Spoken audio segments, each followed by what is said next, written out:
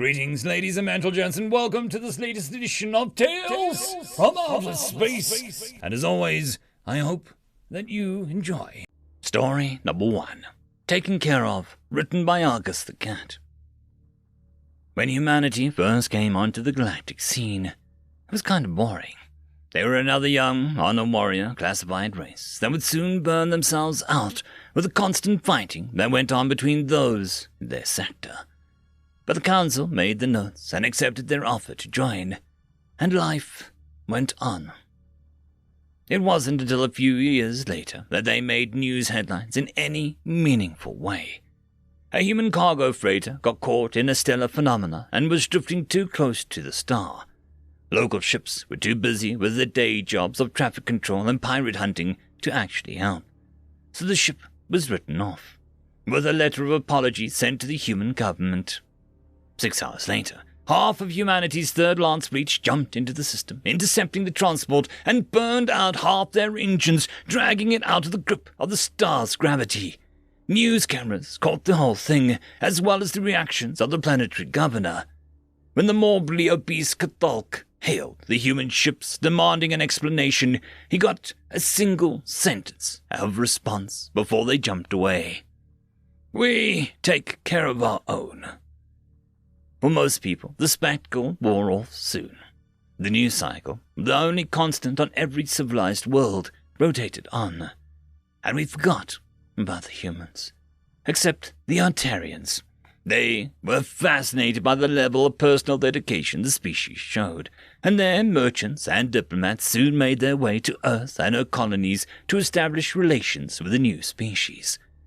After a few years, humanity considered the Ontarians good friends, even if the older race looked on the humans as a sort of fond house pet, albeit one with rights and freedoms. But the Ontarians had just as many enemies as friends, and when the Lu, their neighbors on the galactic stage, decided to initiate war of conquest, it looked like their sleek ships and trained officers were finally going to meet their match. The war raged for years before the Ontarians lost their edge in the sneak attack, and, with their fleets crippled, saw thousands of Lu ships closing in on their homeworld. It was then that the humans, apparently addicted as a species to dramatic rescue, jumped in system again. This time, bringing multiple fleets updated with technology brought from the very people that they were here to protect. The human forces took insane damage and casualties. Attrition rate for the battle that ensued with the Lu approached 70%. But they fought on, and, with the help of the surviving Ontarian fleets, crushed the Lu advance hard enough that the two governments could sue for peace, with the backing of the Galactic Council.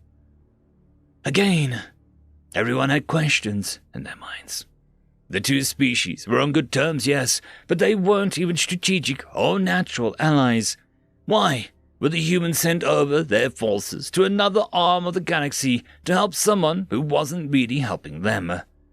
The answer that came back was a familiar one. "We take care of our own."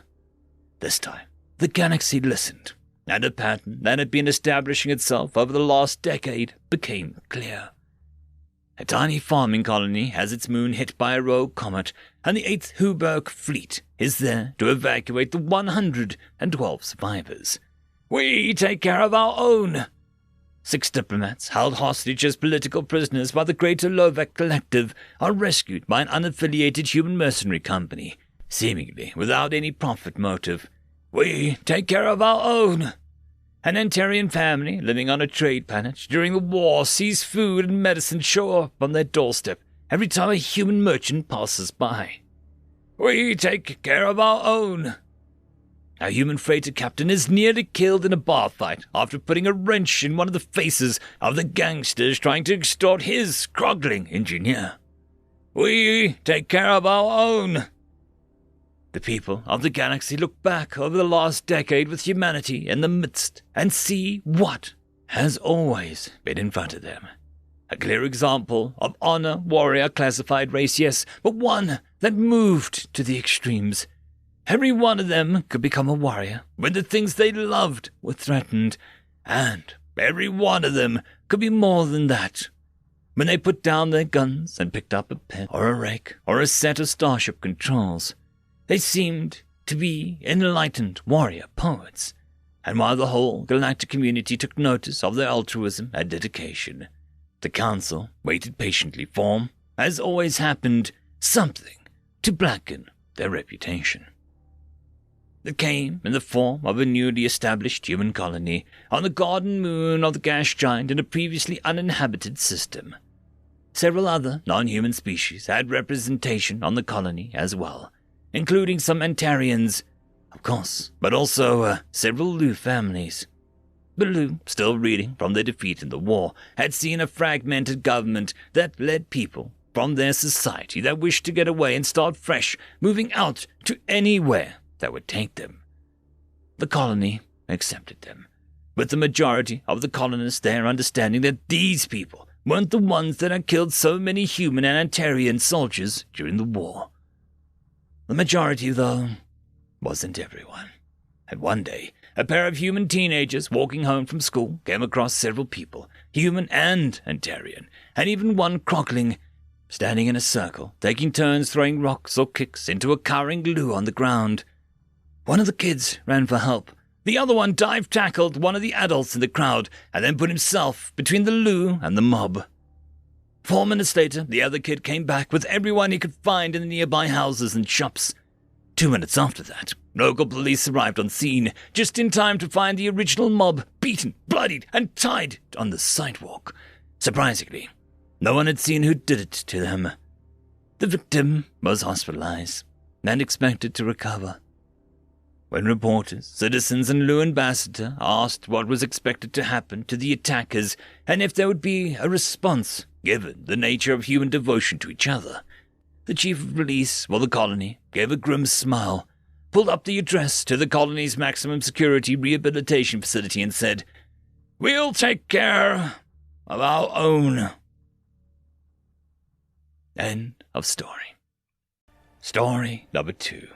The New Gods, written by British Tea Company.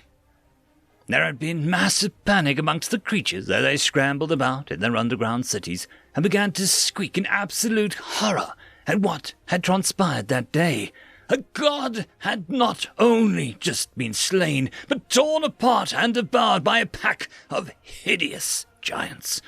As the high priest and the king converged to talk about these affairs, the rest of the entire colony remained in utter shock and disbelief.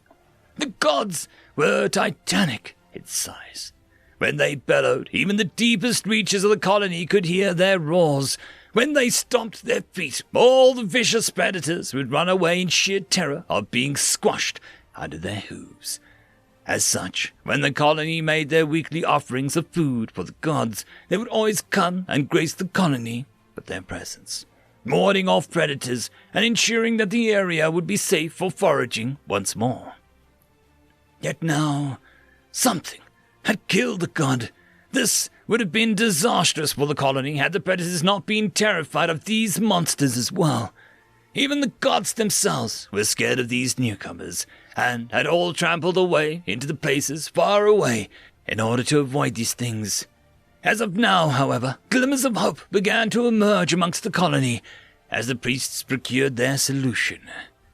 What if the newcomers were gods too? What if they could be appeased with a given offerings? "Giant bugger, mates," Malcolm asked as he looked over the remains of the creature. He would vaguely describe the dead beast as a combination of an extra hairy cow mixed with the size of an overweight elephant. After they'd shot the first animal, the others had bolted away in no time, leaving a clean, wide-open space for uninterrupted construction. "A little on the large side," Brandon nodded as he finished cutting the portions of the legs and belly and stuffing the meat into containers where it would be preserved from scavengers and microbes. The smell of roasted meat filled the air as the Terran explorers made camp on this new world, resting beside the shadow of a massive tree. The shade and local water source was an excellent boon to the team who'd begun surveying this world. A temperate climate, many sources of fresh water, and a Terra-like atmosphere made this place ideal for colonization. Who cares if it's large? Thing's delicious. Another voice filled with a mouthful of meat chimed in. Also dense in proteins. If we can herd these things, we may not even have to bring livestock here. Aye, the grass seems to be high in fiber and minerals. Hopefully with some improvising, I'd taste better than dried rice. Anything else that we'd want to post ahead of time? Guys, this, look, a squirrel. It has a nut. Normally, a squirrel with a nut wouldn't be so interesting. What was interesting, however, was the fact that this little rodent-like creature was standing on its hind legs and holding out the nut in its paws, right at the member of the team. As everyone gathered around the little creature, the little animal gave a step back and shrinked downwards. Hey, back off, people. You're scaring the poor thing. It's still holding on that nut. I think it wants you to have it. I'll, give it here, then. Hey, thanks, little fella. The explorer watched the squirrel curiously as it wrapped itself in its own tail as it watched them. Shrugging his shoulders for a moment, the explorer gave it a quick scan to find if the offering was 100% safe to eat and contained various vitamins. With that, he dumped the piece in his mouth and enjoyed the wholesome flavor of a cross between an almond and a pecan.